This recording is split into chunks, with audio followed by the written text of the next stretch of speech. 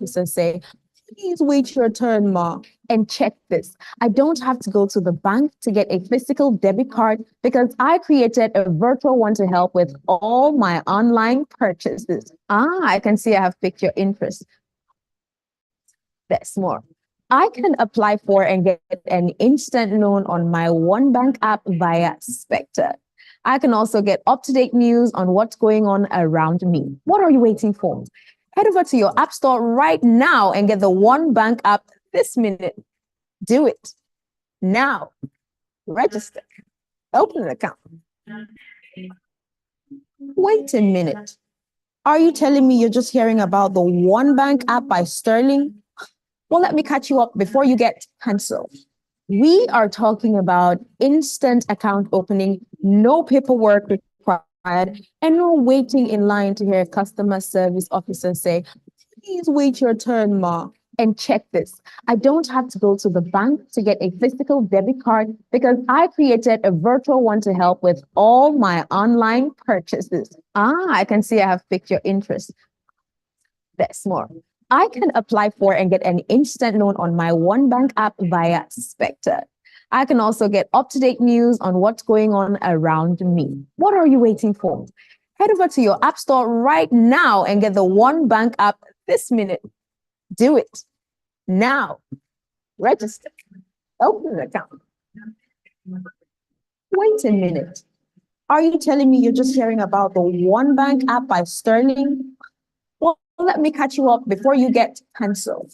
We are talking about instant account opening, no paperwork required, and no waiting in line to hear a customer service officer say, please wait your turn, ma.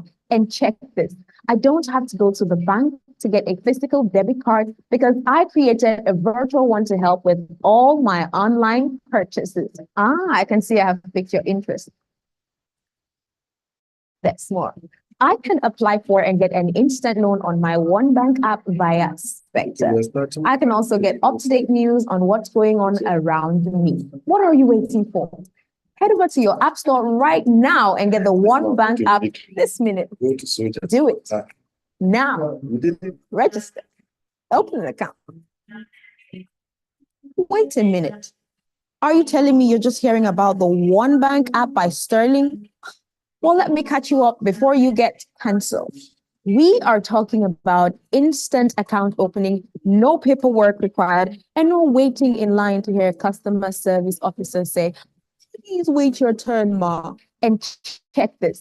I don't have to go to the bank to get a physical debit card because I created a virtual one to help with all my online purchases.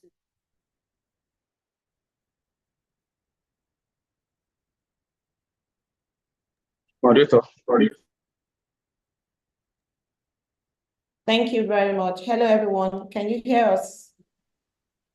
Thumbs up if you can. Thumbs up. Yes. Can we get 1 or 2 thumbs up just to be sure that we're audible? Great. Thank you, Mr. Bello. Good afternoon, everyone. Good morning, good afternoon, good evening, wherever you're watching us from. My name is Nihin Lola. Thank you, Mr. Musa. My name is Nihin Lola Adeyemi, and I have with me my moderator, Bumi Ajiboye. Yeah, thank you. So we welcome you to today's episode. This is a long-awaited episode of information security in financial services. Today we have 4 panels, but unfortunately, one of our panel sent in an apology.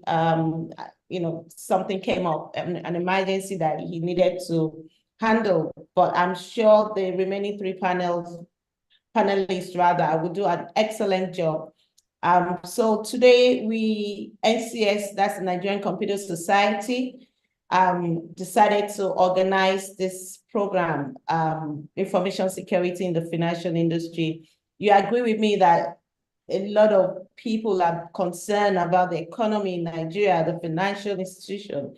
They're wondering what's going on. And NCS has decided to bringing more information from experts to reassure that the economy is safe and sound, and that people can go on with their businesses.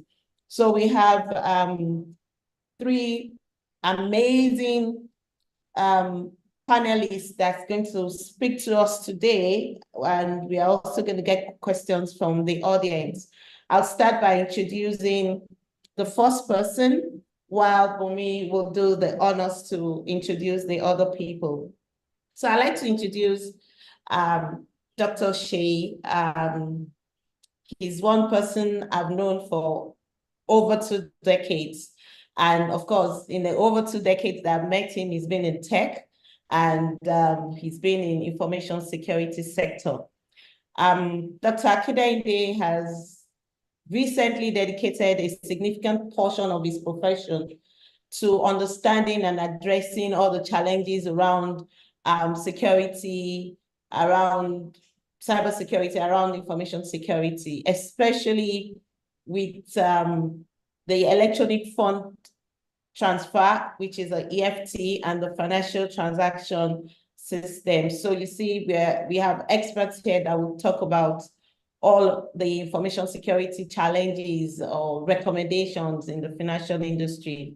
He's had the privilege to share these findings of his comprehensive research work at various conferences, both local and international. He's done that with NSA, with the Central Bank of Nigeria, with ISSAN, CCIBN, CIBN, EFCC, NSE, EPPA. Thank God for ChatGPT, so you can always find out the full details or the full meaning of the acronyms that I just mentioned. And he's also done that to the executive council and also to senior management of numerous financial institutions across the country. He's also honorably served as advisor to the Nigerian e-fraud. There's a Nigerian e-fraud forum that's called NEFS, and also to CBN as well. And apart from this, I mean, he's also gone ahead to secure an advisory role, and his expertise has been sought by various sectors, not just in financial institution, also in manufacturing, in the oil and gas sector, in telecoms, and also state and federal governments of various agencies as well. And he also regularly provides enlightened presentations on current cybersecurity issues and how we can mitigate any vulnerability or threats. He's done that to the National Assembly of this country. He's also done that to the DIA, the Defense Intelligence Agents, and also the NSA, the National Security Agency. He's a techpreneur. He has several, he's come up with several companies, around information security. And recently he immersed himself into the realm of Web3 and blockchain technology. I'm sure he's going to tell us a bit about that. And with this, he's concentrating more on innovative system, on how to enhance the enterprise security in Nigeria and also all over the world. Dr. Shea went to Unilag, and he graduated with civil engineering. So I'll hand over to my partner, Bumi, to also introduce the remaining 2 panelists for today's program. Thank you. Thank you so much, Lola, for the warm welcome. We can see what is in store for us with these numerous gurus that we have lined up to share their insights and nuggets about this topic that we have chosen today. So again, thank you, Nigerian Computer Society, and also Sterling Bank for bringing this up. So the next panelist I will be introducing is Professor Adeshina Simon Shodia. He's a professor of computer science and information security and completed his PhD in computer science in 2004 with a focus on cybersecurity and digital forensic. He's a certified network specialist and has taught courses in many areas of computing and cybersecurity at undergraduate and postgraduate levels. As a pioneer researcher in the field of information security in Nigeria, he has over 25 years experience in conducting high-impact research in cybersecurity, attack intrusion detection, authentication systems, cryptography, system security, privacy protection, and security of distributed systems. He has supervised 6 PhD and 20 master students in different areas of cybersecurity, artificial intelligence, and computer science. He's presently serving as postgraduate external examiner and assessor in about 5 universities locally and internationally. Professor Shodia has published over 70 scholarly articles in local and international journals. He has presented papers at local and international conferences, resulting in about 30 papers in referred conference proceedings. He was the editor-in-chief of the Journal of Computer Science and its Applications between 2011 and 2013, and is the current editor-in-chief of Journal of Information Security, Privacy, and Digital Forensics between 2015 to 2018, and then 2021 till date. In 2010, he won the TIWAS and African Academy of Science Microsoft Award for Outstanding Computer Science Researcher living and working in Africa. He has also won several Leadership Excellence in Research and Professional Awards. As a co-professional, Professor Shodia is a fellow of the Nigerian Computer Society and served as Vice President and Vice Chairman of the Computer Professional Registration Council of Nigeria between 2015 and 2017. He's the immediate past president of Information Technology Systems and Security Professionals. Professor Shodia is the current member of the Governing Council of Computer Professionals Council of Nigeria and a former member of the Government Board of National Information Technology Development Agency. He was a member of the Presidential Committee on E-Government and Digital Economy, and recently became the Chairman Board of Diplomats for the Chartered Institute of Forensic and Certified Fraud Investigators of Nigeria. So we're giving Professor Shodia a warm welcome. Our last panelist, but certainly not the least, will be Dr. Robinson Sibe. Dr. Sibe is a computer engineer and cybersecurity digital forensic expert with about 2 decades of professional experience. He's the co-founder and lead forensic examiner of Digital Footprints Nigeria Limited, Nigeria's leading digital forensics and cybersecurity company. He's also an official member of the Forbes Technology Council, a fellow of the Nigerian Society of Engineers. He also serves as chairman of the board of Agro Principal Limited, an agro technology company based in Nigeria. Professor Sibe has a PhD in information technology with specialty in digital forensics and a Master of Science in Digital Forensics both from the University of Cumberland, Kentucky, United States of America. He has a Master of Engineering degree in Electrical Electronics Engineering, specializing in telecommunications from the University of Port Harcourt, Nigeria. His bachelor's degree is in computer engineering from the Rivers State University, Nigeria. He's an academic lecturing and mentoring undergraduates and graduate students, both locally and internationally. He is a visiting fellow of the University of South Wales, UK, where he contributes his expertise in digital forensics, cybersecurity, and GIS. He's also the dissertation chair, cybersecurity of Capital Technology University, Maryland. He serves as a lecturer in the Department of Computer Engineering, University, and supervises master's and doctoral students of cybersecurity and digital forensics at the National Open University of Nigeria. This he does pro bono. He's a member of the High Technology Crime Investigation Association and a member of the Computer Technology Investigations Network. He has presented lectures, papers, or served in expert panel in several countries across the world. So thank you all for listening, and I hope we can see with this introduction that we have the required expertise to discuss this very critical topic, information security in the financial industry. To get started, it's important that we take stock and listen to the national anthem, knowing that we are from the country, and to show our patriotism and loyalty to the country. We will take the national anthem and also the anthem of the Nigerian Computer Society. Thank you. Yeah, thank you so much, Bumi. Just before we take the national anthem, would like to also recognize the president of the Nigerian Computer Society, in person of Dr. Liu. Thank you for joining us. And again, of course, we'd like to say a big thank you to Sterling Bank for sponsoring this event. And I think we can take the national anthem right away. Thank you.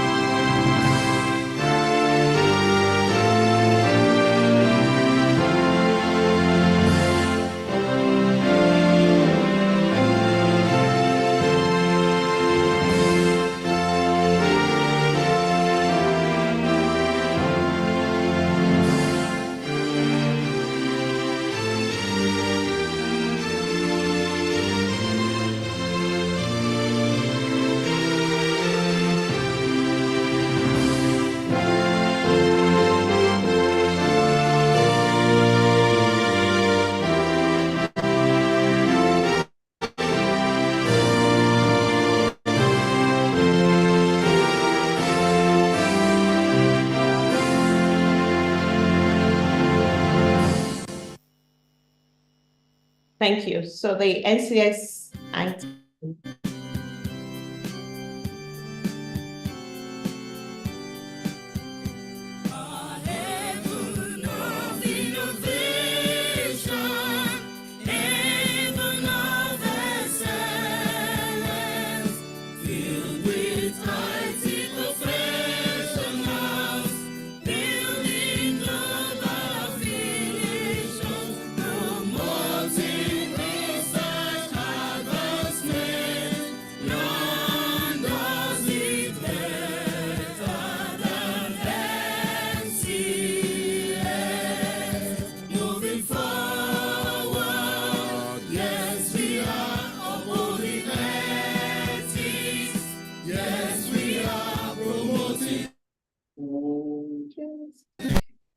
We are NCS.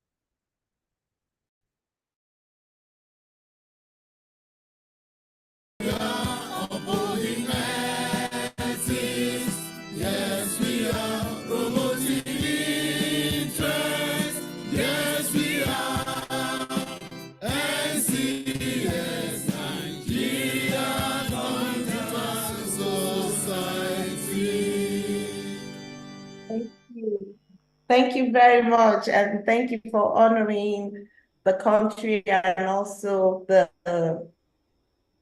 Nigerian Computer Society. So we're going to start deep diving into, the reason why we're all here today, and I'm sure a lot of people are very interested to know what's happening in the information security space. We're going to start with Dr. Dibe, and Bumi, I'm sure you're ready to shake the tables. Thank you, Lola. So, like Lola said, we will start with Dr. Sibe, and we've heard of ransomware, phishing, social engineering. Those are things a couple of us have heard recently and even more frequently. We would want Dr. Sibe to give some more insight on the recent threats that have significantly impacted financial institutions. And what mitigating factors that you recommend. Thank you. Dr. Thank you Sibe? very much. You started the question by mentioning one of the threats, and that is ransomware. Indeed, ransomware in the last couple of years has been of concern, an increasing concern. If you look at all the recent statistics, they all point to the very dangerous threats that this poses to the financial services sector, as well as even other sectors. In fact, there are some very scary statistics. There's one by Sentinel-1, which said that financial services sector were the most impacted in terms of data breach.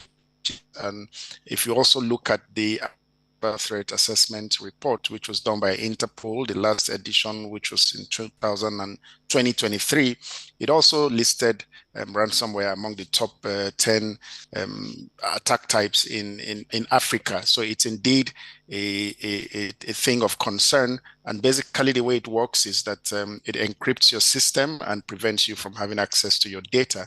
And you know that the financial services sector, which is quite data centric, cannot afford to survive without access to their data or even the customer's data.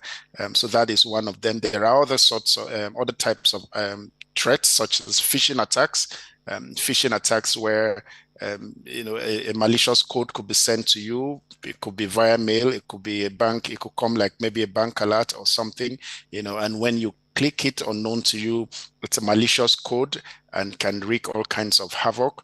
There is business email compromise. There are online scams as well. There are banking trojans and stealers. There's also cyber extortion, where people tend to blackmail unsuspecting users and use it as, to extort money from them. And all of this, if you look at the last couple of years, there are certain triggers that has led to increasing threats, some of which could be attributed to the increasing computer adoption, the increasing technology adoption, the fact that there are more persons now using technology, the fact that there are emerging technologies, and so with new technologies also come increasing vulnerabilities, and also the fact that ease to access of some of the tools, very dangerous tools used by these cyber criminals. It's now easier to access it, no thanks to things such as crimeware as a service, where with a little sum, you could actually procure some very dangerous tools on the dark web. So some of these are some of the driving factors behind these. Things such as business email compromise also are, in fact, according to that Interpol report for 2023, was actually the highest ranked threat in Africa. So as a financial service sector, as customers to financial service sector, which we all have bank accounts in some way or the other, these things are real, and it's important that we take it very serious. And it's good to know that Nigeria Computer Society and Sterling Bank are bringing this discussion to the front burner. Thank you very much, Dr. Sibe. So, you've talked about the dark web, and for those that don't understand, that's where, you have all the unethical people, I stand to be corrected, play their game. Do you think, as an information security expert trying to mitigate ransomware, phishing and all of that, do you think they should play in that space as well, just to know what is happening so they are more proactive? Or how do you think we can mitigate all these, issues that we have around security? Yeah, thank you. Actually, yeah, the second part of your initial question, which I missed, was how to mitigate some of these things. The first thing I would say, which is something we often neglect, is education. You need to know what to do and what not to do should there be an issue. So as a user, let's look at a general user point of view. You need to know the things you need to do. You need to know, for instance, if you're trying to avoid phishing attack, you need to know that you don't have to click any link from an unsuspecting source. You don't have to also give away your information over the phone, no matter how it looks so trusted. You don't have to give it via an email as well. The good thing is that you can always walk into the bank to verify some of these things. Beyond that as well, there are good cyber best practice cyber hygiene. You don't hop on email free Wi-Fi's you see all over the place. It looks very genuine and free. You know, we all love free things, but well, once you hop on a free Wi-Fi, it's very easy for your device to be hacked. You also minimize the way you put devices together, plug flash drives don't have from an untrusted source. You also need to take corporates. If you're a corporate body, you need to take steps to actually protect your enterprise. You need to secure your systems. You need to harden your systems. You need to also have an incident response plan as an organization. You have an incident response plan. You have a business continuity plan. This is that when you have an incident, every very important part. Talking about dark web, if it's a safe place to go, to go if you're not a trained expert, and even if you're a trained expert, trained experts can go there for threat intelligence and all of that, and even as part of breach management. Maybe you're trying to find out if a data from your customer which was breached is being auctioned there. So for trained hands and experts that is guided and know what to do, yes, but as an ordinary person, I wouldn't advise you to go there. Thank you very much. That's really interesting. So, I mean, we've read the profile of the amazing experts that we have here. And, you know, while I was reading Sheyi's profile, you know, Sheyi has expertise in blockchain. You know, if you check Sheyi up on LinkedIn, every time he talks about, you know, blockchain and how that can help with financial institution. So, Sheyi, with the advent of blockchain and, you know, generative AI, cloud computing and all of that, what are the, you know, what specific risk do you see attached to information security when it comes to this new technology that you've been, you know, harassing us to embrace, let me say it that way? Okay, thank you very much. You know, I have been in cybersecurity for, you know, for over, you know, almost 2 decades now. And there are certain things, there are certain challenges, there are certain things that we've seen. I've been in it from actually an offensive hacking point of view.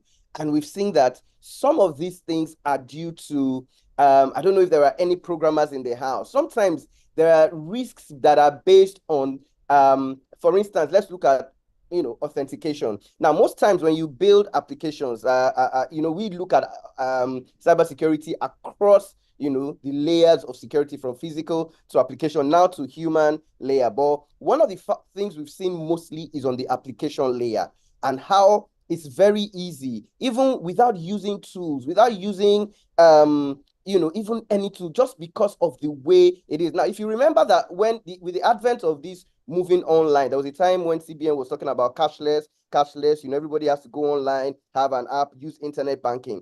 Now, there was a time when the fraud really hit the bank, you know, the compromises started. And it wasn't because the banks were not protected. It wasn't because they did not have security mechanisms in place. They all had firewalls. They all had antivirus, malware detection systems, intrusion detection systems. But there are certain things that we noticed that, you know, because at the time, you have to understand that people that are building the financial industry applications are programmers. These programmers just learned how to code.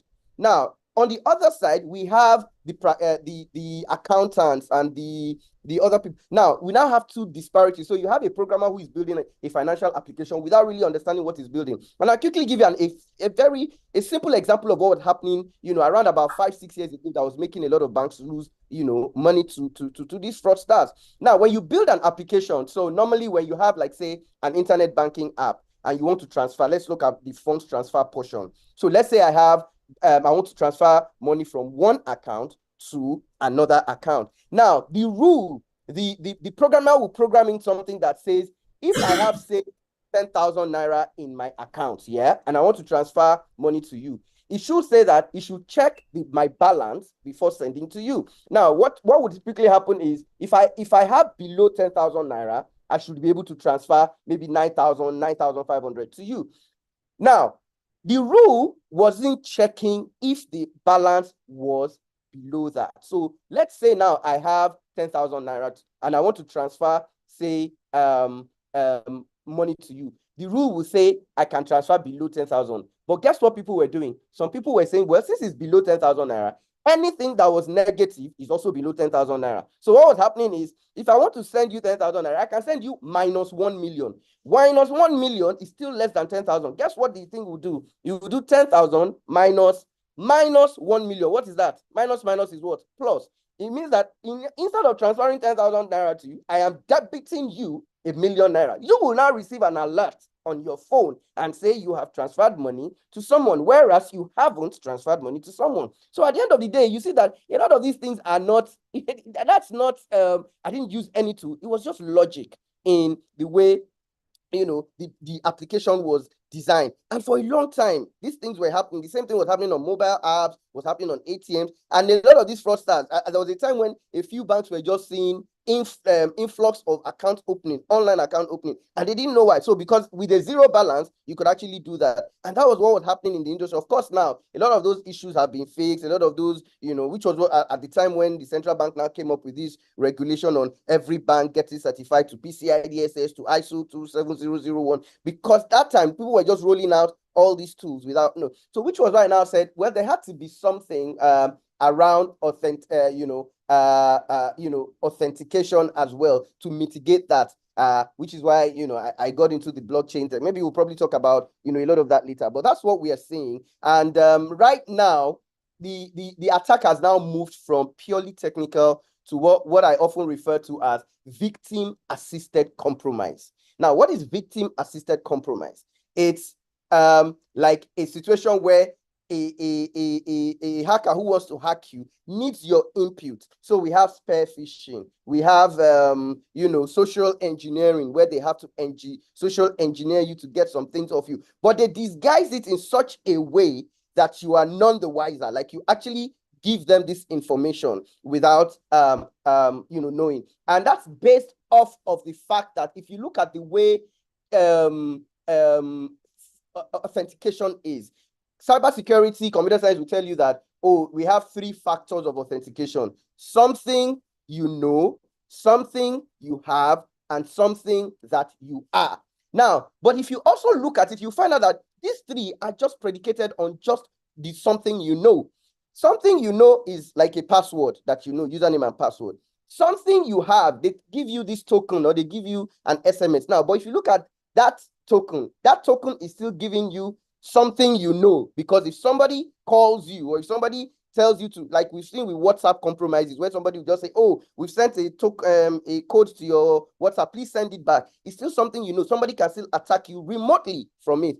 If you look at the third one, biometrics with something you are, have you noticed that when you try to log in on your phone as well with your biometrics and it doesn't work sometimes, it gives you a fallback option to use a password? So if you look at the 3 of them, it's still predicated on something you know. That was when we now thought about it and said, is it possible for us to leverage technology of the blockchain that uses, you know, public-private keys with digital signatures, you know, to actually start to sign, which now gives you something else, which is something you do. You know, maybe I'll talk about it as we go along. So that's why, you know, you keep, like you said, you keep seeing me talk about it a lot on LinkedIn, that this is a new form of authentication that now stops people. And then it now gives something called, in cybersecurity, they talk about it being, you have confidentiality, integrity, and availability. Now, what is not often mentioned is non-repudiation, because it's very easy for somebody to hack a system or defraud an organization and say, oh, well, it wasn't me.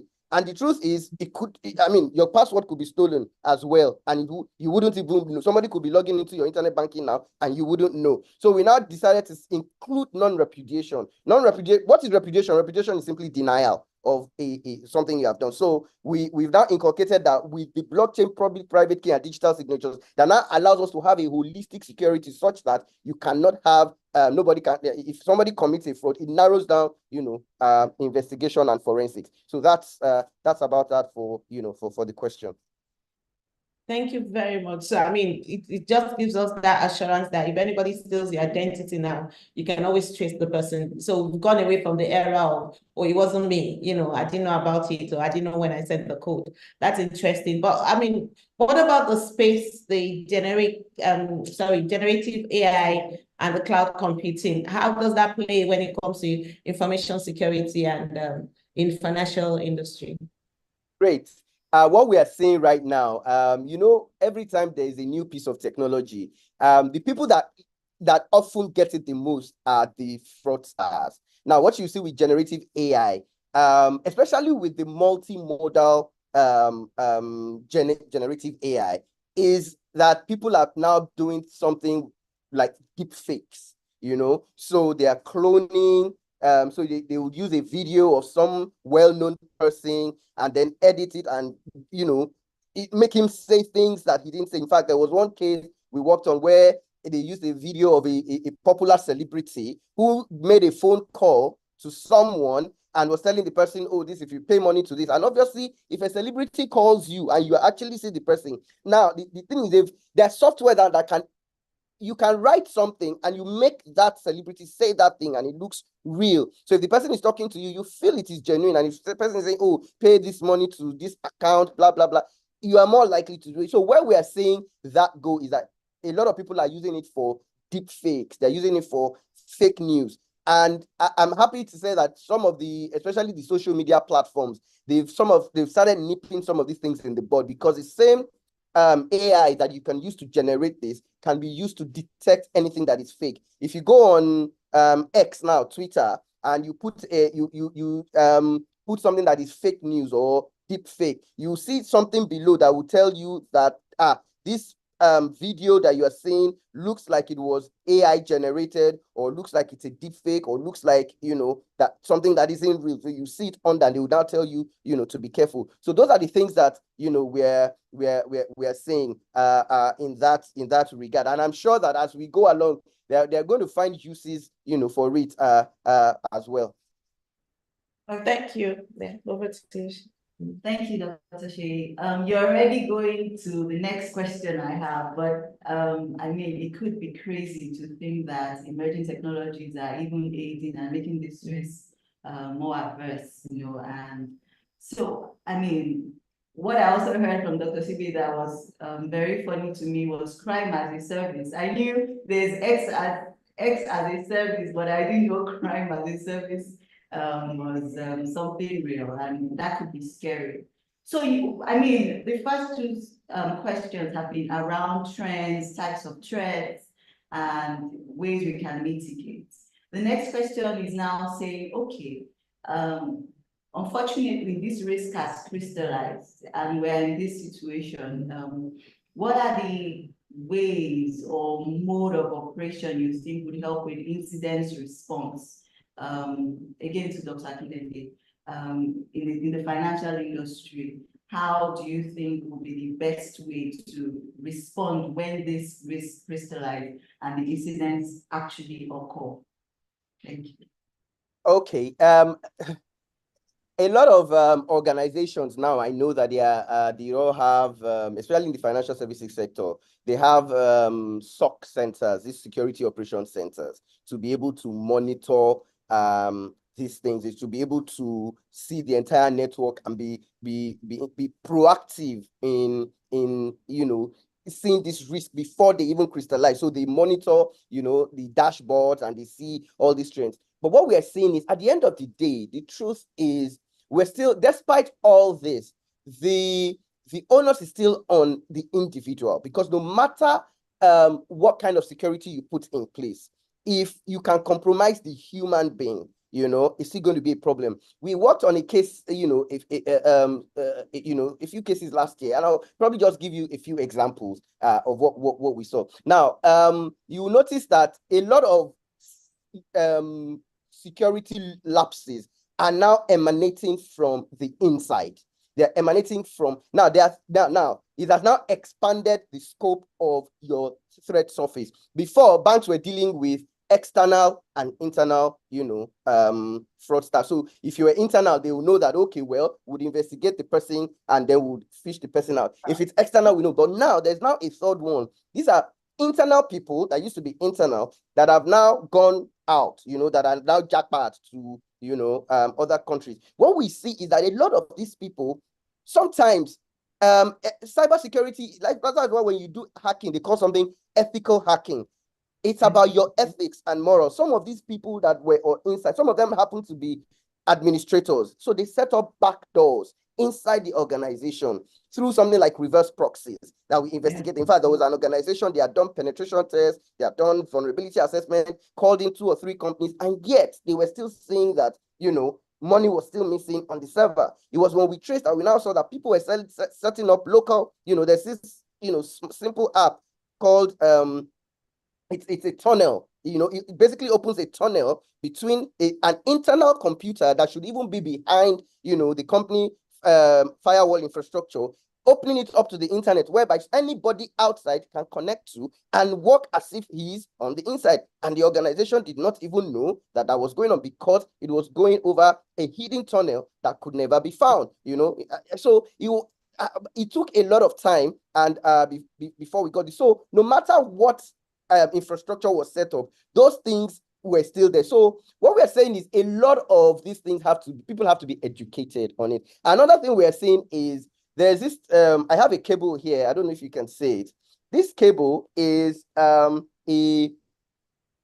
charger. It works like a charger. So if you tell me you want to charge your laptop, or if you tell me you want to charge your phone, I'll just give you the cable. Now, what you wouldn't know is that this cable has an inbuilt wireless access point that I can connect to remotely from anywhere on my phone, and everything you are doing, I can even send signals to it and install malware on the computer. So we have to be extremely vigilant. We have to be extremely careful of having, we all have these devices, iPads, tablets, phones, laptops, and all this, and that we bring into the corporate environment. Those things should not be allowed, and then if you have corporate Wi-Fi, you must make sure that when they connect, there are certain limits to, what they can do. So those are some of the things that they can do. And then, training. We are saying that because of this wave of jackpot, a lot of organizations are no longer concentrating on training as much as they used to do, because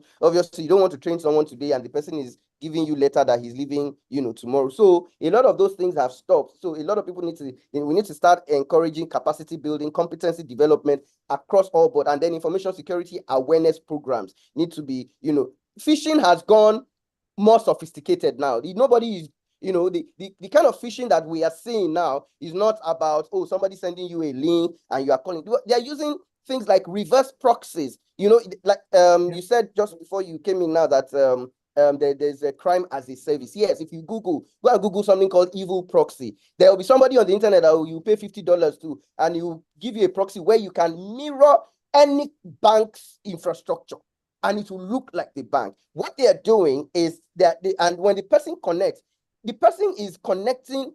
It works as just like you have a proxy server that connects from inside to the outside. You have one that does the reverse of it. So yeah, it looks as if the person is connected to the right infrastructure. What they're doing is they are breaking up that transaction in the middle, and they're able to read whatever you are passing to the server. So if you're logging into your internet banking, they see your username, they see your password, they even see your second token. So they actually steal the entire cookie and just use it. There are all these things that are happening, and a lot of people are none the wiser. So there's so many of these things that can be done. But what the ultimate is capacity building, competency development, in addition to all the monitoring systems that have been set up. Thank you very much, Shay. I'm sure some users here that are not techie will probably feel a bit skeptical putting their money in the banks, but be rest assured, all the banks in Nigeria are highly regulated, and they have all these tools in place and also the capacity.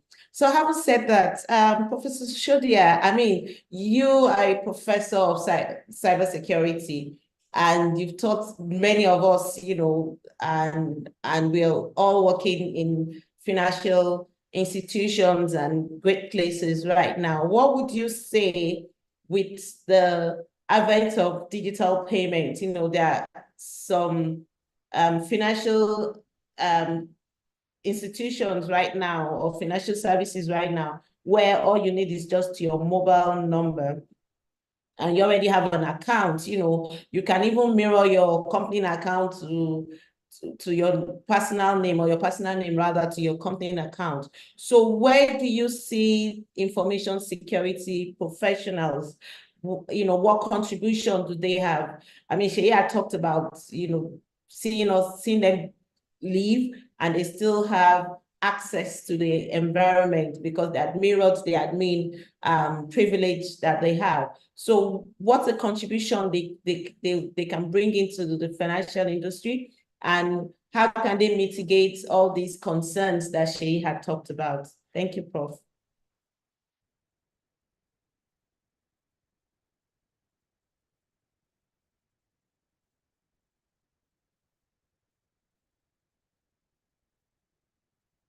You're muted, Prof. Can you hear me? Yes. Well, I want to thank the moderators for the work they have done so far. And of course, the colleagues that are also serving as panel member. I mean, they have done a lot. Well, in relation to the question you asked about the current status of our digital transaction, where it is possible for somebody with only the mobile line, you will be able to just create and have a financial account. Well, I think we have all seen what that is doing for us as a nation is actually a good development because of the convenience that people are now having to be able to conduct their financial transactions with ease. Of course, the challenge with that is just that majority of those people that are actually using those platforms, people that are using OPay, PalmPay, and so on and so forth, they are really, majority of people using those platforms, they don't have sound knowledge of IT, they don't have good knowledge of information security, and even many of them also are not bothered about information security. So that's a challenge. And of course, we keep telling our people that if you continue to conduct your transaction without any challenge now, any security breach now, it does not mean it's not going to come tomorrow. And that is why when the previous two panel members, when they were talking about education, training, security awareness, and I think that's the way to go. On this digital infrastructure, there is no existing attack that we know that cannot be perpetrated on those platforms. Of course, the provider of those platforms have also done a lot in ensuring that they are able to provide barrier and ensure that transactions that are made on those platforms are secured and well protected. But the issue is that we still have a fragile situation. We still have a situation where in the financial industry, we have a number of attacks going on every time. Many of them are not reported. Many of them are not shared with the public. But of course, my colleagues, my people from the financial sector will also agree with me with the fact that financial sector are faced with all forms of attack, ransomware, distributed denial of service attacks, and so on and so forth. So, and I just want to also say that the other all the financial industry will also continue to prepare for new waves of attack. Attack landscape, attack wave is not static. It will continue to change. We expect new scenarios every time. We expect to see new strategies. We expect to see new waves. And of course, we'll continue to say that the financial industry should continue to use all the available mechanisms to provide barrier to ensure that attack, breaches, risks are protected, are prevented, from their infrastructure, so that, because attack on financial infrastructure is really critical for this nation. In most nations, financial industry is considered to be critical infrastructure because critical assets of the nation domicile within financial sector. They are not only faced with the adverse impact of any attack on their infrastructure, but they will also be faced with something like trust from customer. You know, they are going to be faced with even the indemnity that will follow after the attack. So it is very important for financial sector to continue to conduct research, you know, and ensure that they continue to protect resources that are entrusted in them. Thank you. Thank you, Professor Shodia. You have mentioned quite a bit that we're expecting from the financial industry to do, and we know that even as they are heavily regulated, they are putting all that they can to ensure that these compliance requirements are met. So other panelists have also spoken in terms of things that need to be done. You spoke about education, you talked about capacity building and buffing of competencies. My question will now move more to the role of regulatory bodies. I think they are also a big pillar in how it is that we move on and address this information security risks. So Dr. Sibe, over to you. I'd like to know, what do you think is your estimate of preparedness or readiness of the financial industry in terms of compliance to what our regulatory bodies have put in place to guide particularly data privacy and other industry-specific regulations that deal with information security? Well, thank you very much. Well, the fact that Nigerian banks are still surviving means that they're doing something right. And to be very honest, they are putting on a very difficult shift and surviving by the day. That's not to say that there are no incidences or incidents of notes, rather.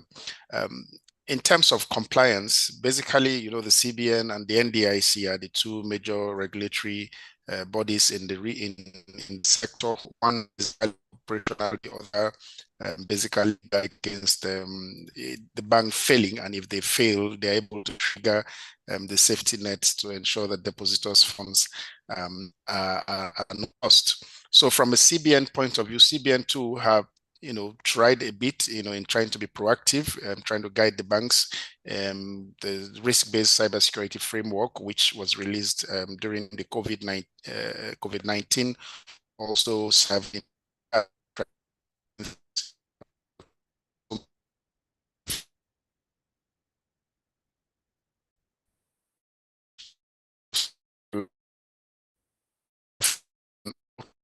overview of your entire network posture, so which is good. Now, from a data protection point of view, it's been very common over the last 5-6 years across the globe. Heightened awareness in terms of responsible use of data. We saw the GDPR by EU, which came into play in 2018, and this was quickly followed by the NDPR as the Nigeria Data Protection Regulation.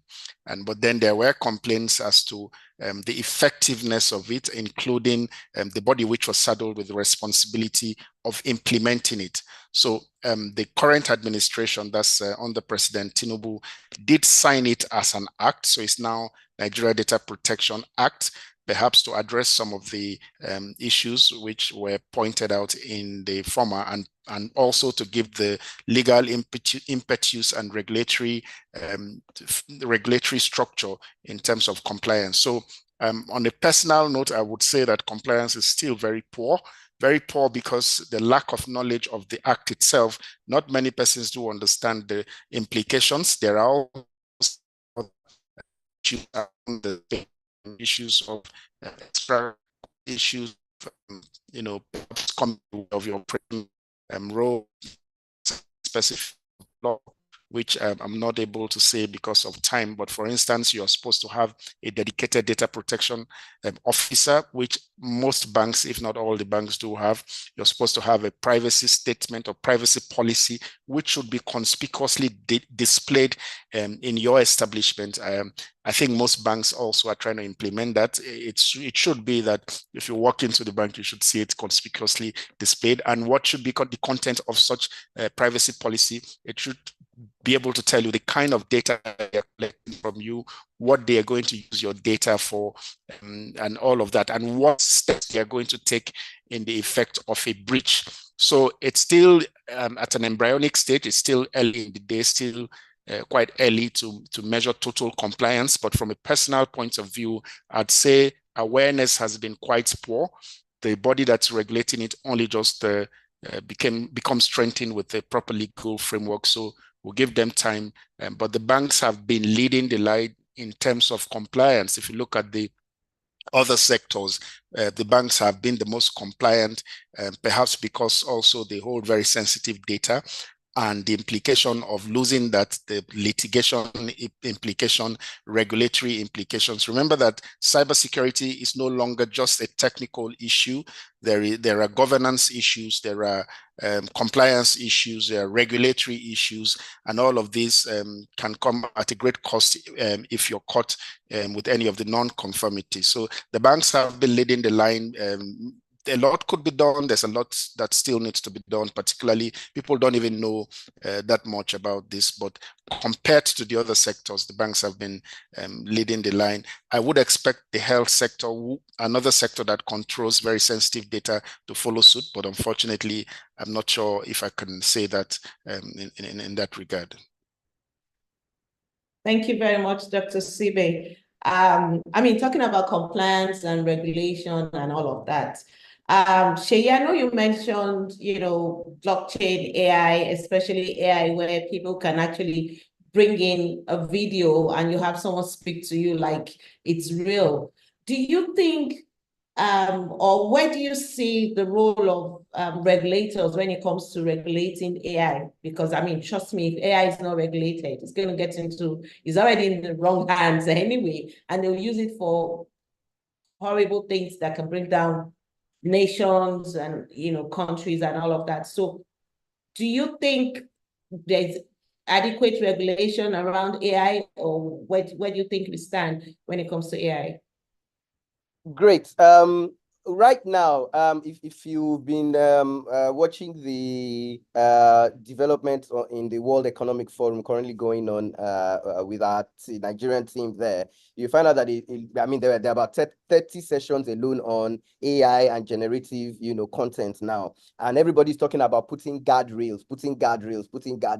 And you see, the thing about it is, I always say that regulation, because the innovation usually precedes regulation, you can't regulate what you don't understand, So right now, people are trying to I was listening to the CEO of OpenAI yesterday saying that when they were asking him about the upcoming US elections, that maybe people would not use ChatGPT for fake news and all those kinds of things, and he said they are also trying. But you see, what I'm saying is that in trying to regulate, I think policymakers are over-regulating it such that the thing is now not making a lot of sense, again, right now.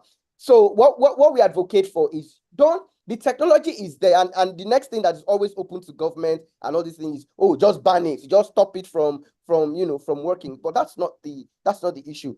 The use to which a technology is put is not dependent on the technology. It is dependent on the person, on the entity controlling that technology. So I give you an example. When the internet first came, maybe all those years ago too, people were so concerned that, does that mean I'm just going to open my network to people and people can just visit anything? But guess what happened? They started regulating the entities. So the ISPs, the cyber cafes. So when you want to become an ISP, they'll ask you for your name, your address, your NIN, your IP address, and all that. So that way they are able to monitor and put checks and balances in these things. But they did not stop it. So the same thing with AI. AI is a fascinating, transformative, technology that can be used across any, industry, and it's solving critical problems, for a lot, especially in this part of the world, So what we want the government to do is to understand it, to know, to bring it to, to understand, this process, and then start to issue regulation. And another thing with regulation and compliance is it's a bit of a double-edged sword. It's like when you're in school as a human being and you get certificates in, maybe you have a certificate in computer science, and you think that is the end of it. Oh, that you are not a computer scientist. No.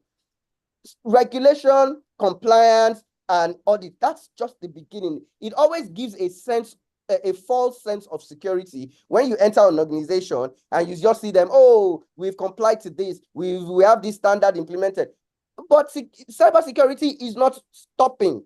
There are things that are being discovered every single day. People are talking, I mean, there are antivirus evading techniques now that and if you look at how the compliance tool goes, you find out that when you are implementing, say, a PCI DSS framework, why do you think they have version 1, version 2, version 2.1, version 3? Because they are also chasing these hackers. So what we're saying is the people that are practitioners, the auditors, the compliance officers, they need to get technical. They need to understand it's not just about checklists. Have you password policy? How many passwords? Then you check it on a checklist and then you say you are compliant. How do you check yourself that this password policy that we say we have in our organization is being enforced? It's not just by visually looking at it. You also have to have the technical know-how, the skill. And I'm talking even at the level of, examiners, CBN, regulators, that when you go into an organization, it's not just about using a policy document. And then, no, those policy documents are being constantly stress tested by these hackers to check whether you can I'll give you a typical example as well that you've seen. And this is always due to, not because they do not have security mechanisms in place. They have it, but the technical know-how. Let me give you an example of a hack that we've seen. Now, if you look at Unix-based systems, a lot of banks run their banking applications on Unix-based systems. Now, the general thought is that when you're a Unix, the sole administrator on the Unix system is root. So the only thing you look for is, oh, nobody has access to root. But it is not true, because root is a name. What you should be checking for is a UID or a GID. Root has the UID of 0. So if I go into an organization and I change my own account name called Sheyi and I change UID to 0, I automatically become root. But nobody's going to check that. They'll only be checking for the root account. So even if I log in as Sheyi, I'm logging in as root, and and that's how hackers bypass these systems.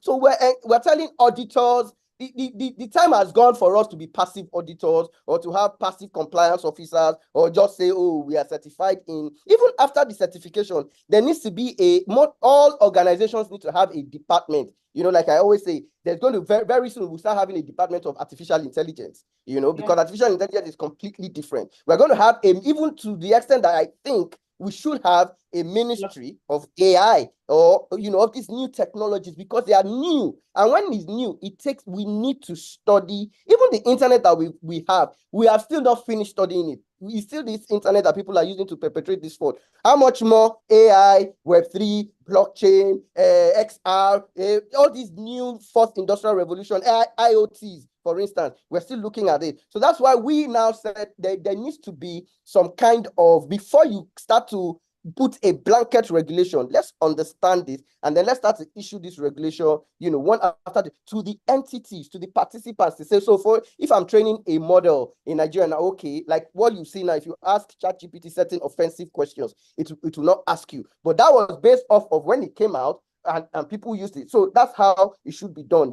When you see this, it's a bit like when planes were created. You are going to have plane crashes before you start to look at, when people are, Elon Musk is testing self-driving cars, electric vehicles, you're going to have a few accidents here and there. It is only when you do that, then you start to put, but you can't just come and say, no, boom, nothing should, we should just over-regulate it, and then we make the technology, useless.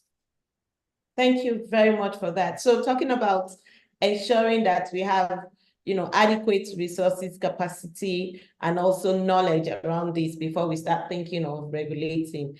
Professor Shodia, what do you think financial industry should do when it comes to, this awareness, awareness to their customers, awareness to vendors, awareness to even staff as well. So people feel very comfortable, bringing in their monies, doing financial transactions, and also, encouraging the economy to grow.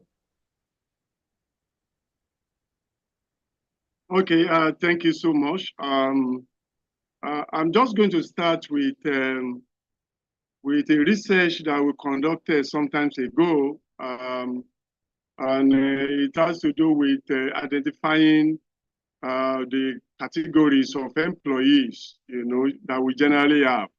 And this research did not consider, it was not only for financial industry alone, it was a general, we consider employees from different organizations.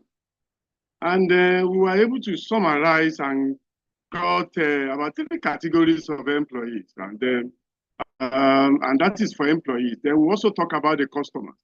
But of course, in any organization, the employees they are really pivotal. They are really very important, in handling the information security of that organization.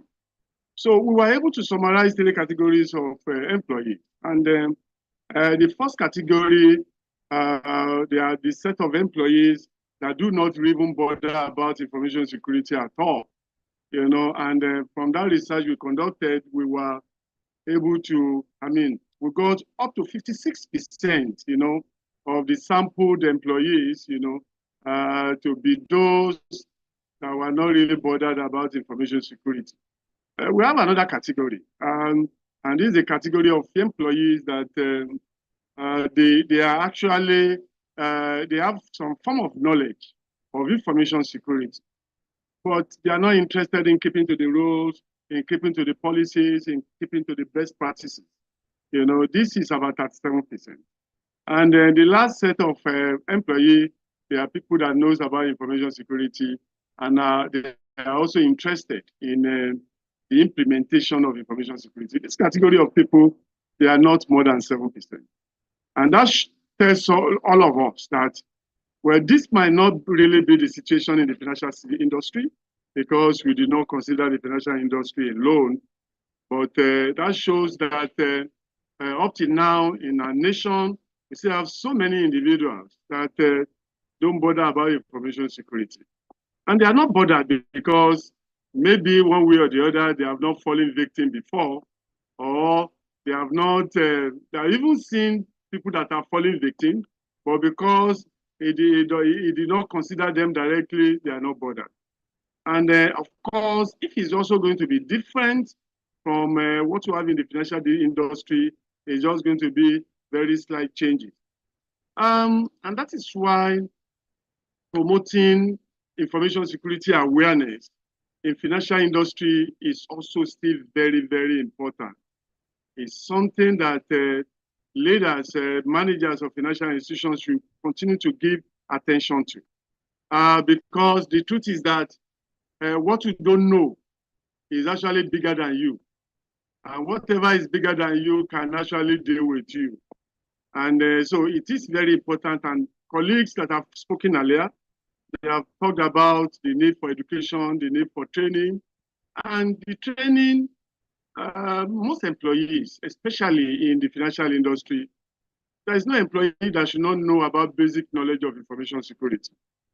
All employees must have some knowledge of attack types, attack landscape, implications of this attack to individuals, to corporate organizations, to even the organization they work. They must have training and knowledge about best practices. They must know about how to implement and ensure that they abide by the rules, information security rules and practices. So education and training is really, really very important. And because we are dealing with different categories of people or employees within organization, we have to be strategic in the way we conduct the training. The training should not just be any kind of training.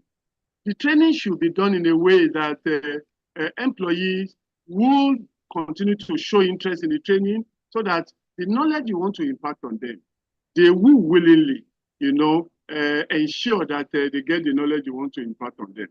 And that is why we normally recommend the training that involve videos, audios, more practical scenarios, training that will involve sharing of past experiences and cases, and even training that we try as much as possible to make it interesting, we make it exciting, training that even at a point in time, we also add fun into it, so that these people that we want them to imbibe the rules of information security willingly, they will submit themselves, because it is critical that people, especially people that are having one thing to do with systems, IT in the financial industry, they must submit themselves to what the expectations of cybersecurity.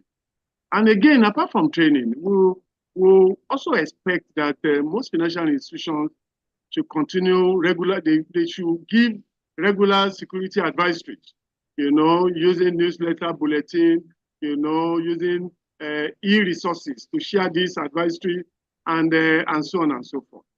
And we also expect financial institutions also we expect financial institutions to enforce information security control and check. I've seen a situation, and of course, some of us are also researchers. We have students that are also working in that area. I've seen a situation where regularly, from time to time, employees that are working in critical departments, of financial institutions or some other institutions, they are faced with a challenge from time to time. And that assessment challenge is to continue to measure their knowledge of information security, is to continue to determine how knowledgeable they are, the knowledge of information security they have before, and they must pass that assessment.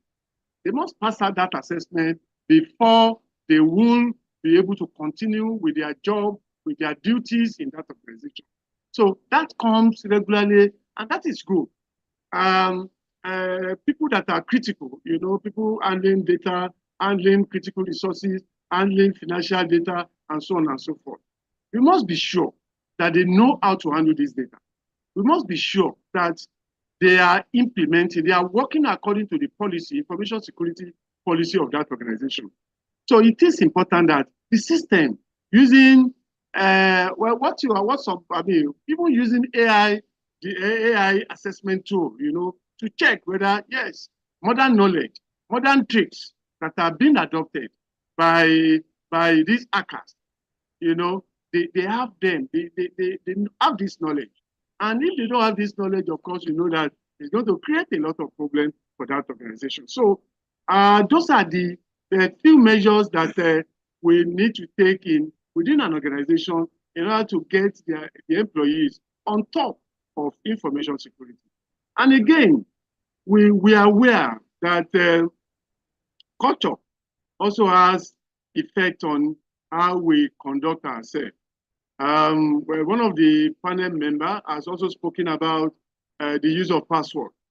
Our attitude to password, maybe because somebody is my daddy, my daddy must have access to my PIN, my son must have access to my records and to the digital credentials, and these are something that are not really allowed in information security. But our culture, because of our beliefs and values, we will try to subdue or jettison some of these rules, some of these best practices in information security in order to satisfy our cultural belief. And I think one thing we should also emphasize is the fact that our people in the financial industry, they must be able to differentiate between what is our cultural belief and what is our expectation as related to information security in our various organizations. And again, you talked about customer. Yes, customers, one way or the other, they relate with the systems of the organization.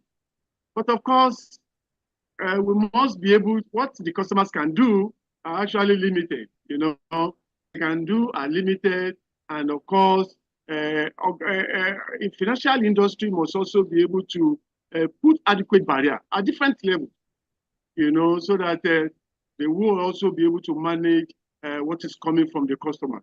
I don't really think that is a problem in the financial industry, but of course, we have so many ways where attack can be perpetrated in the financial industries, and of course, the issue of cyber awareness, cyber information security awareness is really very important, and it's going to go a long way in addressing some of the problems, some of the information security challenges that we have in the financial sector.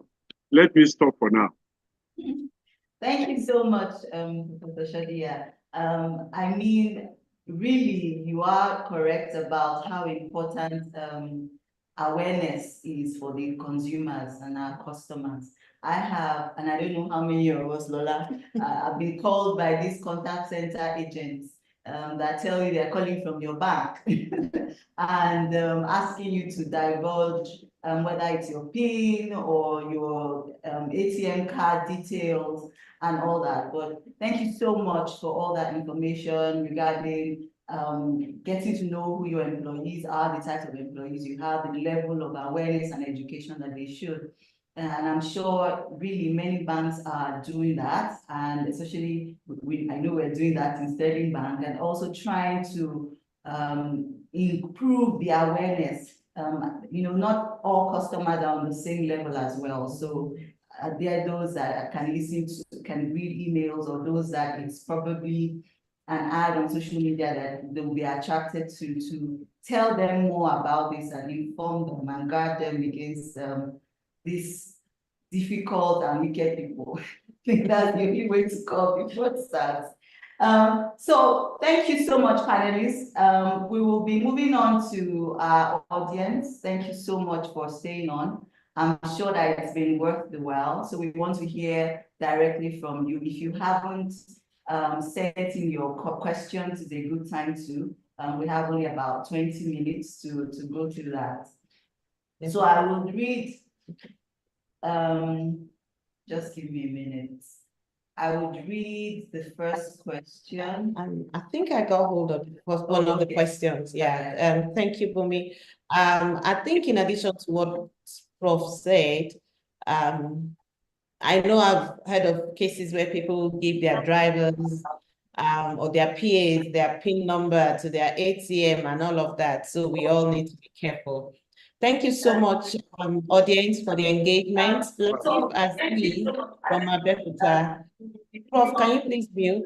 Thank you. Professor Shadia, can you please mute? Thank you. All right, so Latif from Abeokuta has a question, and I think that question will go to Dr. Sibe. The question is, most of the software developers also develop some high security layers that monitor and prevent compromise from hackers. But based on the analysis, but based on your analysis, I guess the person is saying, does that mean that the security layer can be hacked without knowledge of the developer in a confidential process? I hope I got that right. Did you get the question? Do you want me to repeat it, Dr. Sibe? Yeah, I think I saw the question before too. I'm not very sure if that's the intent, that's the way he intended that it should come out. But I think it's a follow through to what Dr. Shea said earlier about secure coding. The fact that if you go historically, most of the applications, banking applications at the time, and I was privileged about 21 years ago, or there about 22 years ago, to actually be part of such deployment in a very small bank.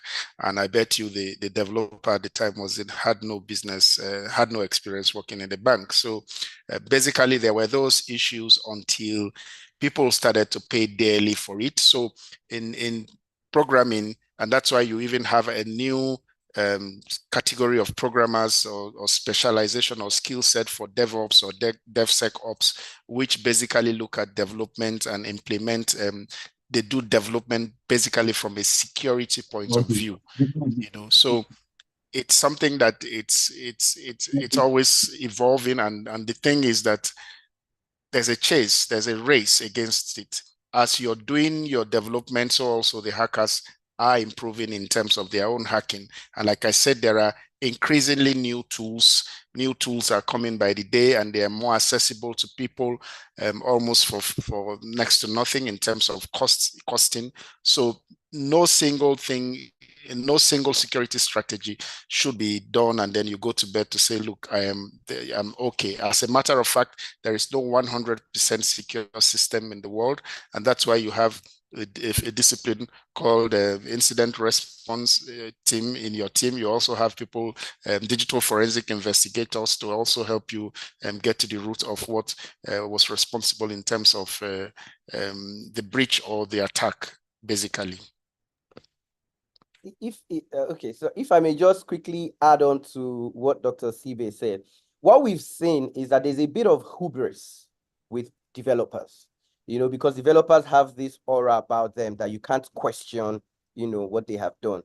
And this is often, and if you look at, that's why I always tell, I prefer to train an auditor in software development than for me to take a software developer and train him in audit functions, because they always have this, God factor. And I'll give you an example of how, if you know how the very first hack was done on Microsoft, that time I think it was Microsoft 3.1.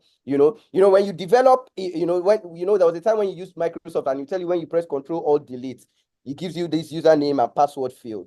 Now in the code, the developer puts in there, when you put a password, it says that there's a buffer of 256 characters that your password could take. That's why when you're setting up password, they will tell you that, oh, you should use length because it created that. What did that? An auditor just sat down one day and just put A in 257 places, and he pressed enter, and the thing logged him in. And all of a sudden, we started discovering, that was a buffer overflow because the space that was created for it. And in systems, is either the system fails open or fails closed. And I always say this thing: the very first ATM hack, even in Nigeria, that we did was also around that line.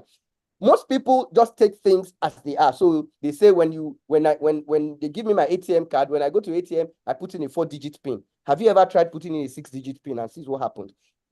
Back in the day, about 10 years ago, there were ATMs that were brought in. Once you put a 6-digit PIN, there was something that was above 4, and you put it within a 2-second period, money will start coming out. It will fail open because the system really did not understand that this thing was tapped. And that's why I always say that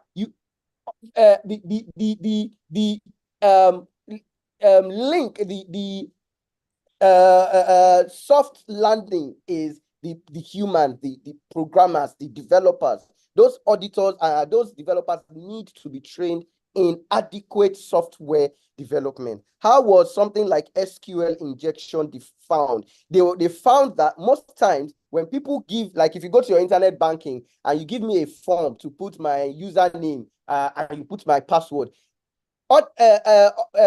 programmers don't think outside the box that, because I have told you to put your username, and username should be letters and numbers alone. But what if I put an apostrophe? What if I put a question mark? And somebody one day sat down and started typing SQL commands inside the username field, and he pressed enter, and the thing took it to the back end and executed the SQL statement, and the guy was able to access, So those are some of the things. That's why I always say that compliance and all these things are not enough for you to say, you are now secure. You need to actually continue to monitor so that when you're even seeing what you are monitoring, you are understanding, what is going on, then you are able to, better rectify. And some of these things, tools alone cannot solve it. You need the human, intervention, as well. So that's why the question that the person said, can somebody bypass the system without being the person who coded it? Of course, anybody, if you're a tester, you know that there are ways by which you can,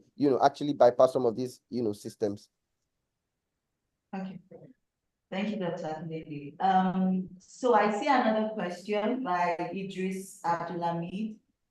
What is the role of MFA? I'm thinking that's multi-factor authentication in ensuring safety in financial transactions.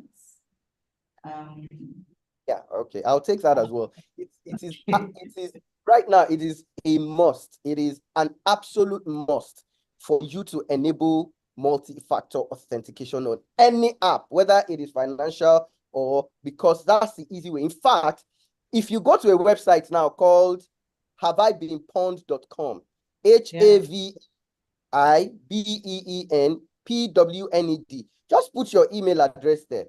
It will tell you all the sites where your email has been compromised. In fact, some of them will even show you your password. So imagine a situation where an email is an identifier. I can put anybody's email there and it will show me their password. If you do not have multi-factor enabled, it means that somebody can impersonate you. You start to have identity theft. But when you have a second factor, which is usually, and second factor, we always try to discuss. In fact, SMS should be outlawed as second factor, because of people are doing, SIM swapping and all that. So they send SMS. So SMS should, in fact, it's almost as if you do not, have one.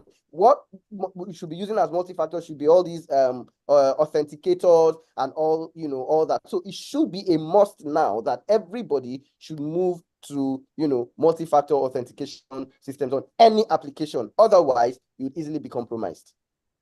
Thank you very much. So we're going to throw in another question. I mean, anybody can speak, any of the panelists can speak on this.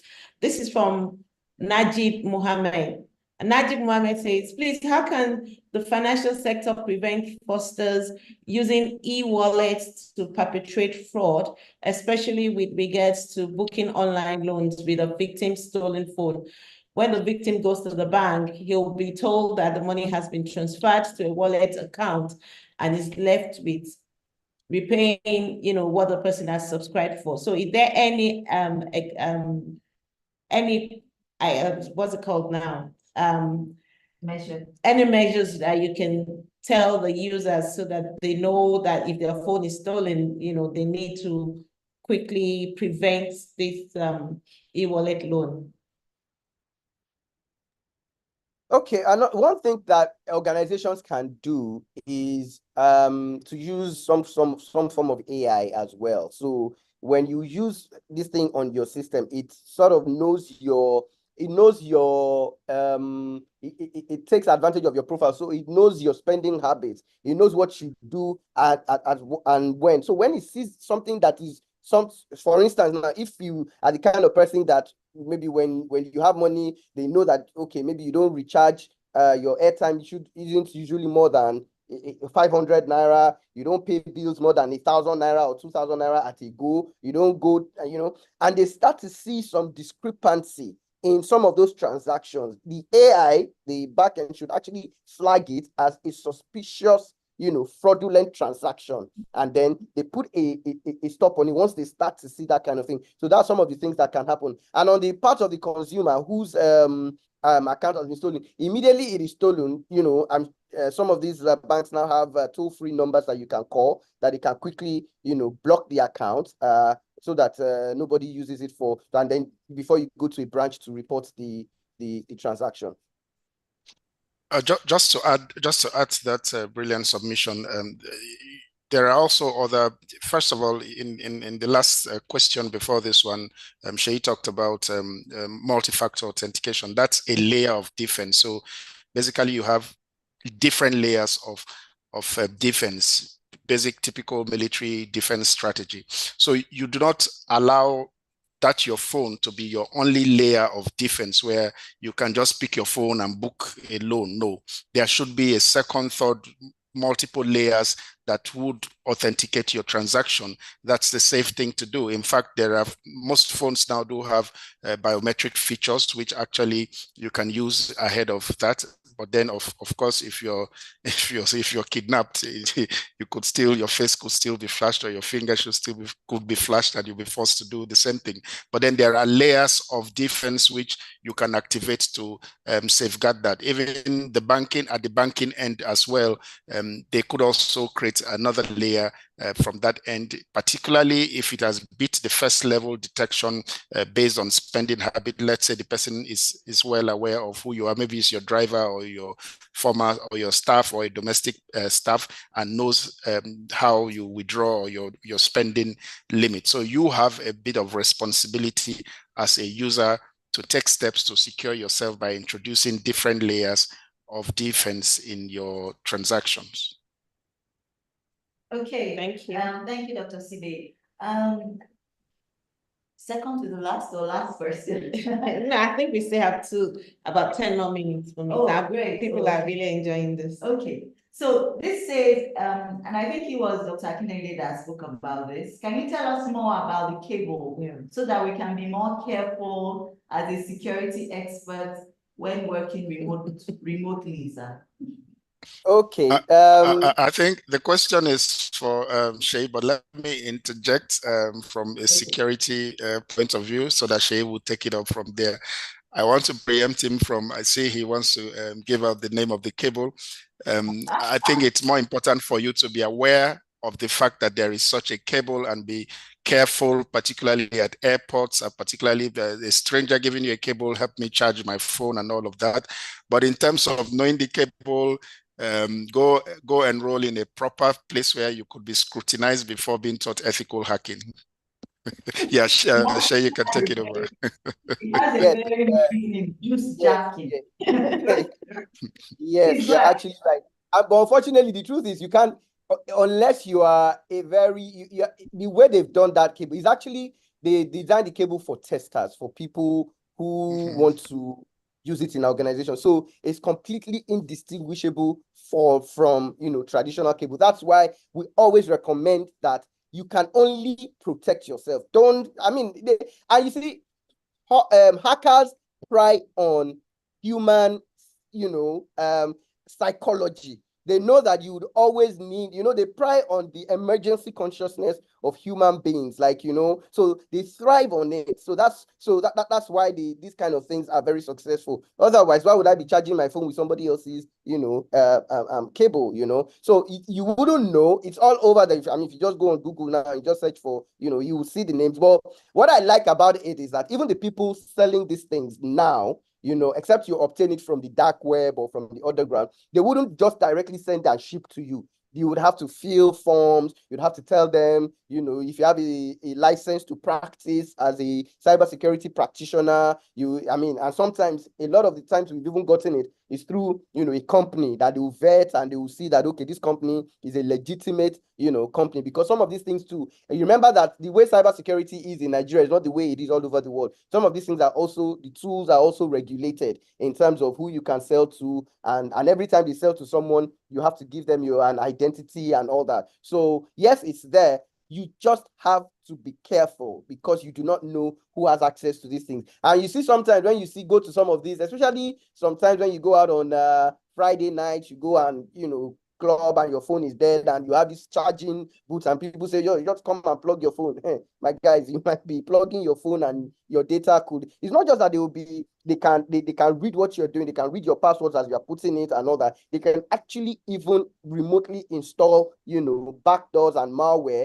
that will be sending whatever you're doing, straight to them, and then they can perpetrate, they can even shut it down, take over the phone as well, and then receive whatever two-factor authentication that is being sent to your phone, completely remotely. There are all sorts of videos on YouTube that people can watch on the demonstration. It's just for you to know that these things exist, not for you to use it against, people, as it were.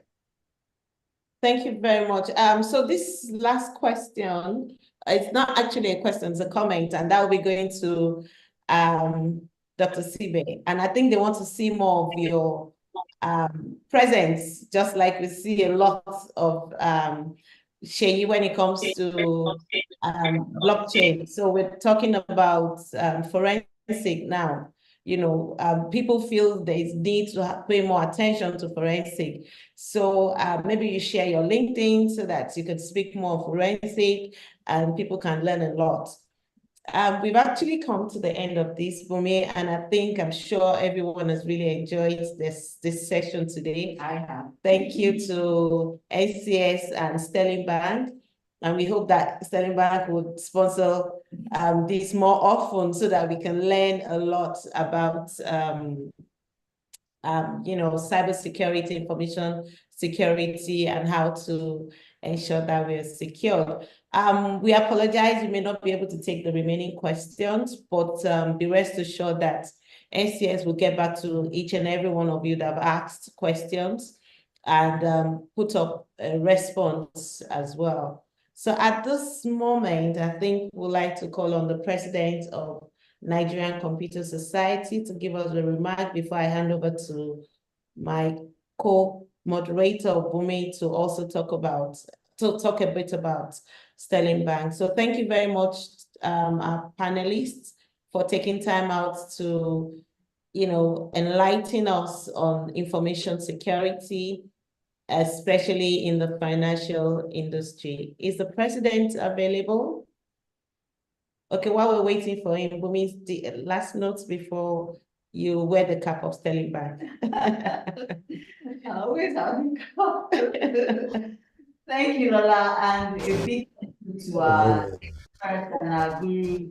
I'm sure everyone here has left with one nugget or tip or the other, and been inspired, to do more and be more aware of what is required to drive this knowledge across the industry. Thank you for everyone that stayed on. It's been an hour of information and expertise being shared. Thank you so much. All right, Dr. Liu. Yes, hello, can you hear me? Yes, we can.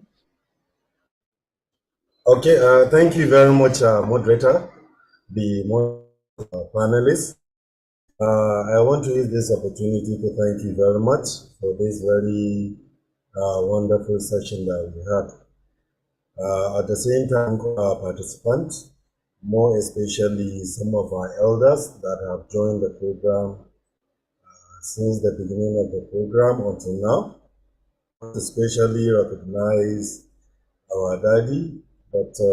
Abimbola Salako, who have been with us there. And at the same time, I want to thank some of the executive council members that have been together with us.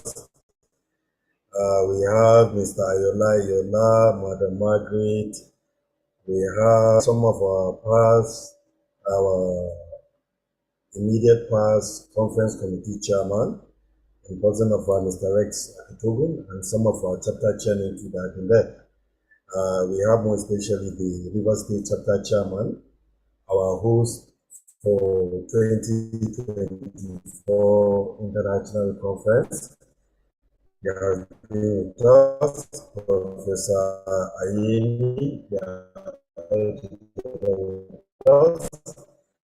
and all our distinguished members that have been there with us from the beginning until now. I want to thank each and every of you to spend time to be together with us. And at the same time, I also especially thank our sponsors, which is Sterling Bank, for sponsoring this program. As one of our moderator mentioned, Nigerian Computer Society have more programs online. Now we're in January, we're just starting the year. This is a program that we are planning to have in the year. And we are looking forward to have more partnership with Sterling Bank.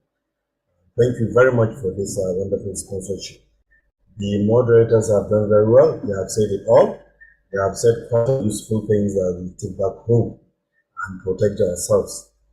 A lot of things have been said, more especially in terms of how we can prevent a lot of unforeseen incidents that can happen to us. We should be very careful. The first line is we should protect ourselves. Trust no one, more especially when it comes to cybersecurity.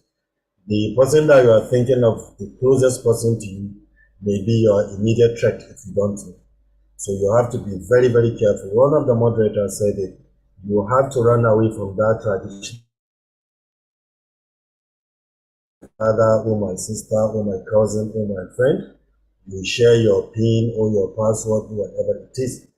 To the extent sometimes you see people even sharing their ATM card PIN number.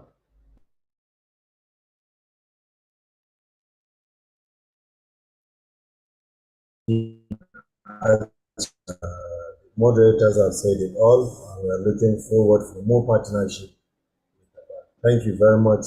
Nigerian Computer Society is always open for more partnership.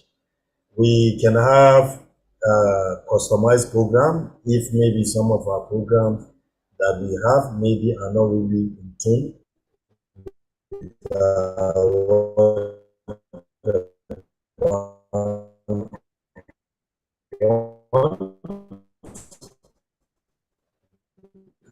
always run special.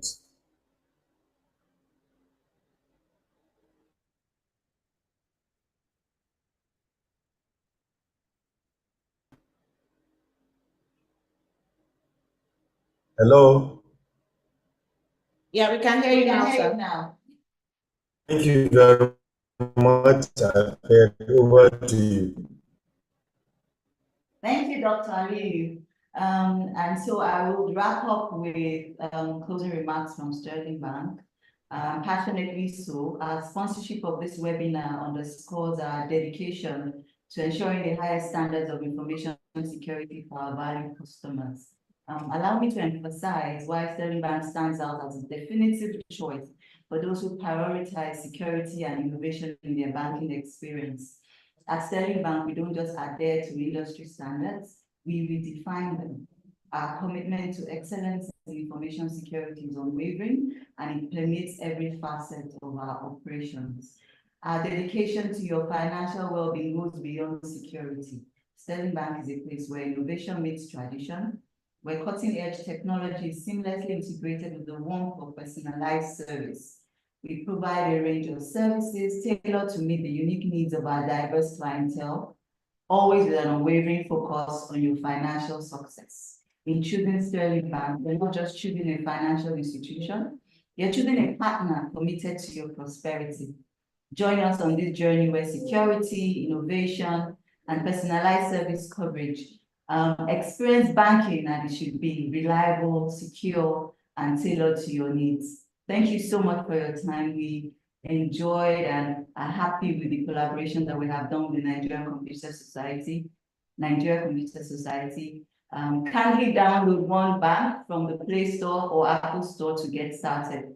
We look forward to welcoming you and having you on board the Sterling Bank family. Thank you. And it's a wrap. Yes, thank you. I think we should do a virtual clap for each and every one of us. You know, I think we've been incredible for over an hour, just like Bumi has said, and we had over 200, almost 250 participants. Thank you all for coming. We look forward to having another session very soon. Of course, again, it's information security. We can't help but talk about information security because it's a continuous aspect of financial industry. So thank you all for coming. And for me, it's have a nice evening. And from Bumi, have a nice evening, guys.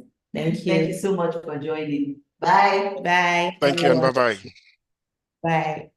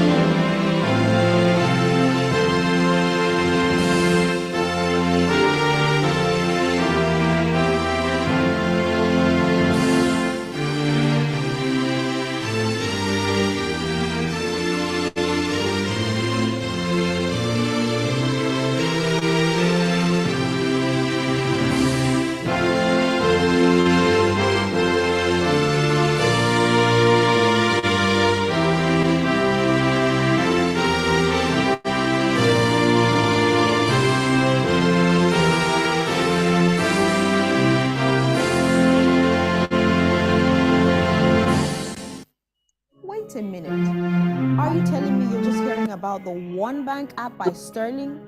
Well, let me catch you up before you get cancelled.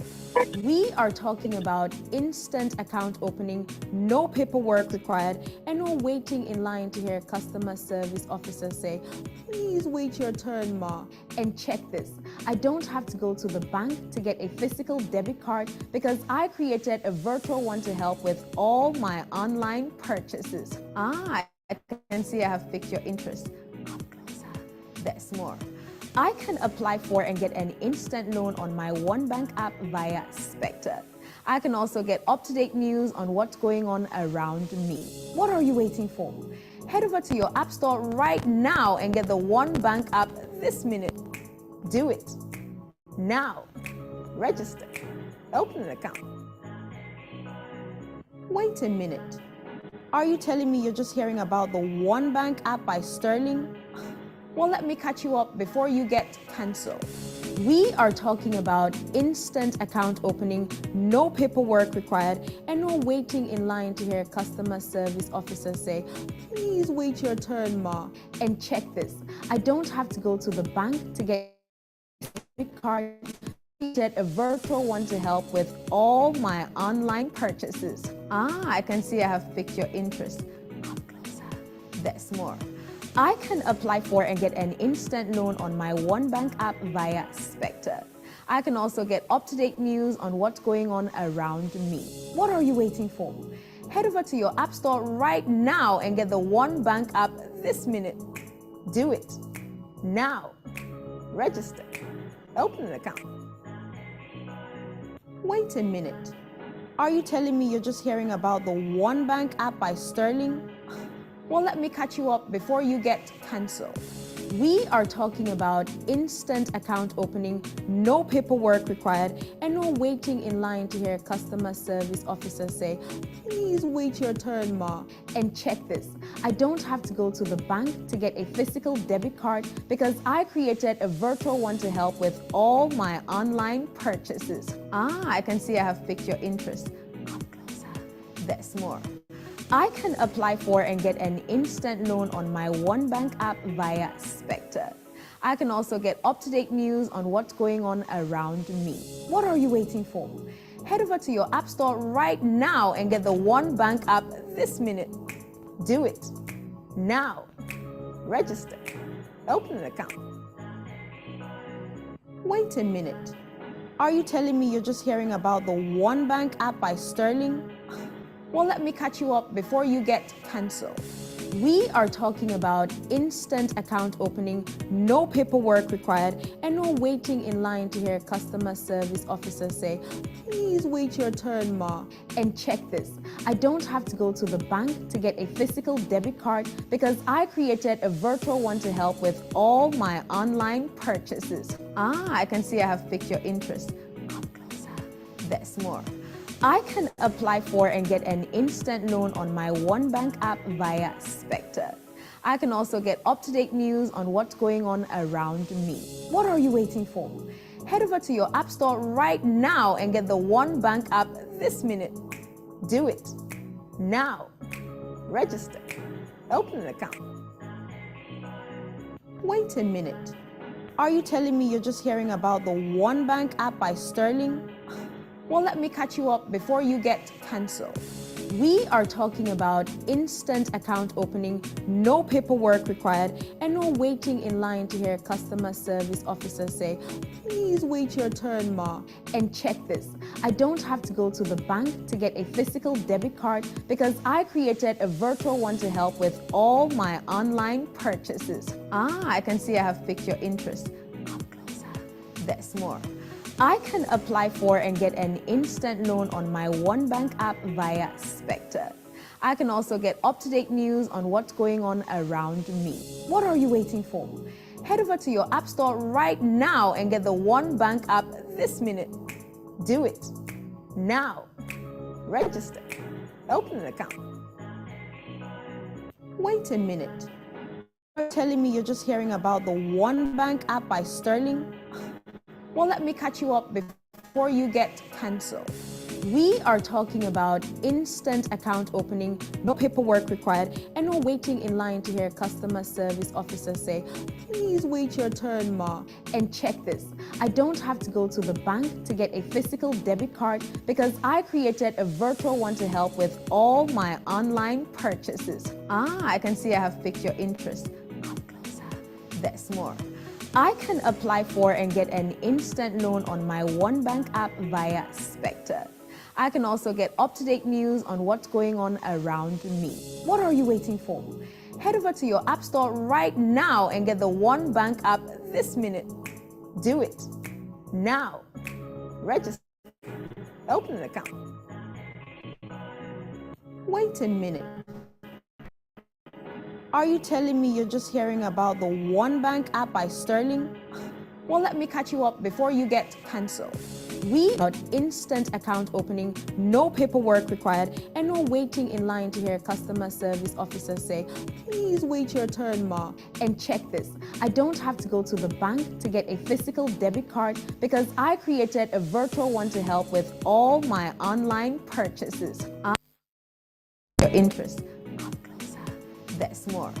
I can apply for and get an instant loan on my One Bank app via Spectre. I can also get up-to-date news on what's going on around me. What are you waiting for? Head over to your app store right now and get the One Bank app this minute. Now. Register. Open an account. Wait a minute.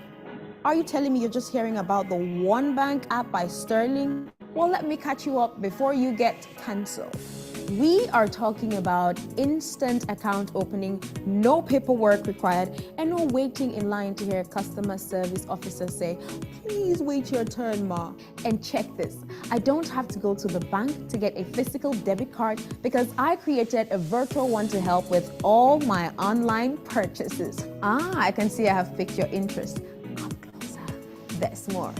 I can apply for and get an instant loan on my One Spectre. I can also get up-to-date news on what's going on around me.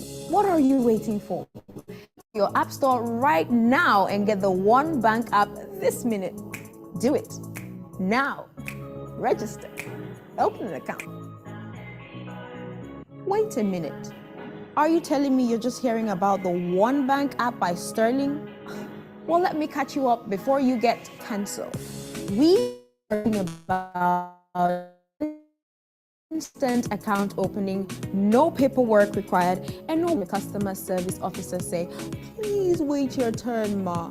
And check this, I don't have to go to the bank to get a physical debit card because I created a virtual one to help with all my online purchases. I can see I have piqued your interest.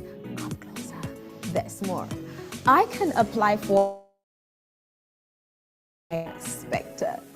I can also get up-to-date news on what's going on around me. What are you? Get the One Bank app this minute. Do it now. Register. Open an account. Wait a minute. Are you telling me you're just hearing about the One Bank app by Sterling? Well, let me catch you up before you get cancelled. We are talking about instant account opening, no paperwork required, and no waiting in line to hear a customer service officer say, "Please wait your turn, ma." And check this, I don't have to go to the bank to get a physical debit card because I created a virtual one to help with all my online purchases. I can see I have piqued your interest. Come closer. There's more. I can apply for and get an instant loan on my One Bank app via Spectre. I can also get up-to-date news on what's going on around me. What are you waiting for? Head over to your app store right now and get the One Bank app this minute. Do it now. Register. Open an account. Wait a minute. Are you telling me you're just hearing about the One Bank app by Sterling? Well, let me catch you up before you get cancelled. We are talking about instant account opening, no paperwork required, and no waiting in line to hear customer service officers say, please wait your turn, ma. And check this, I don't have to go to the bank to get a physical debit card because I created a virtual one to help with all my online purchases. I can see I have piqued your interest. Come closer. There's more. I can apply for and get an instant loan on my One Bank app via Spectre. I can also get up-to-date news on what's going on around me. What are you waiting for? Head over to your app store right now and get the One Bank app this minute. Do it now.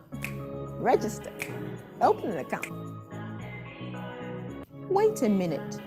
Are you telling me you're just hearing about the One Bank